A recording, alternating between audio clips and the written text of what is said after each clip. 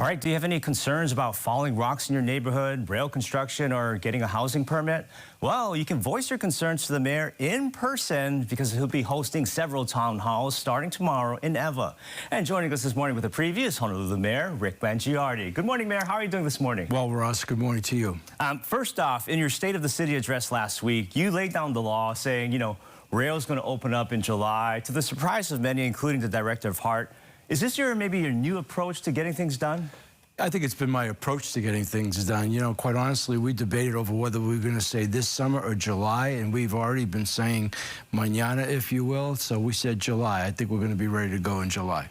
Any concerns about trying to push the project over safety concerns? No, absolutely not. That's, with all due respect, we would never do that. This is about construction. Quite honestly, I think we could actually be ready before July. Okay, so July is when it opens to the public. Now, there's a hearing tomorrow on a bill to increase pay raises for you and your top aides. Council members, the chair would get double the pay to over $185,000. You would get an increase of 17%, about $32,000. What's the justification behind that? Well, we wanted to get our cabinet members a raise. We haven't, by the time this all would go into effect, it would have been 3 years, and we felt that was good. The speculation on the council is whether or not the council could go full-time or stay part-time, whether it would be better if we had full-time council members. There's a lot of work that goes involved in city council. You could have the pros and cons on having part-time council members from the standpoint of the amount of hours that they're working. You really need to work. The city's a complicated place to run, and they play a very vital part as part of our administration. So, we're pushing the envelope a little bit. We're pushing the envelope to see where we can take things. Do you think the salary increases are fair? Oh, yeah, I do. Actually, absolutely do. Okay. The Salary Commission, the panel, the 7-member panel is made up of people that you appointed as well as City Council.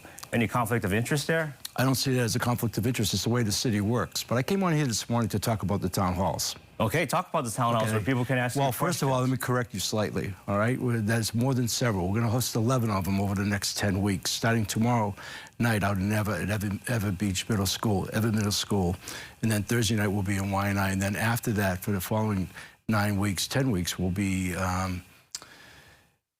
at 10 different city halls. So we're going to have 11 town halls in the next 10 weeks. What do you expect from these town halls and the questions people will ask you? Well, it's really an educational journey. We're bringing our cabinet members as well.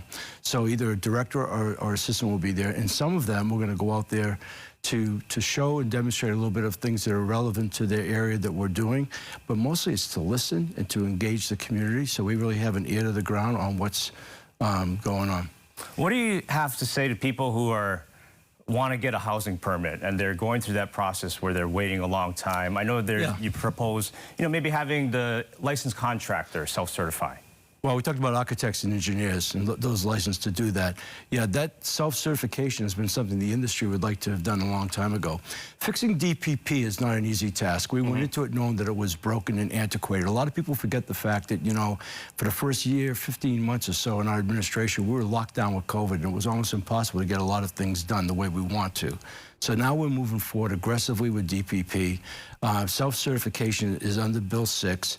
That would probably lend itself to not only in the bigger projects having licensed architects and engineers sign, but in a lot of tenant improvements allowing permitting, or allowing work to start before the permitting, and then they would be subject to inspections. But we think that there's a whole lot going on with that because it's a very complicated scenario. It's been broken for years, but we're determined to get it fixed. We have a lot of really good people working inside of DPP. Let me ask you your reaction to the 4 officers that were charged in the alleged police chase and crash that injured 6 people in Makaha. I made my statement on that. They're all innocent until proven guilty. I'm not going to speculate on any kind of legal matter, especially involving our HPD, and that's the way it is. All right, there you have it, Mayor Colvin. Of course, we will have all that information with your town halls, a bunch of them happening starting tomorrow in Eva on our website at KHON2.com. I appreciate that. Thank you very much, Mayor. Have a great day. Thank you.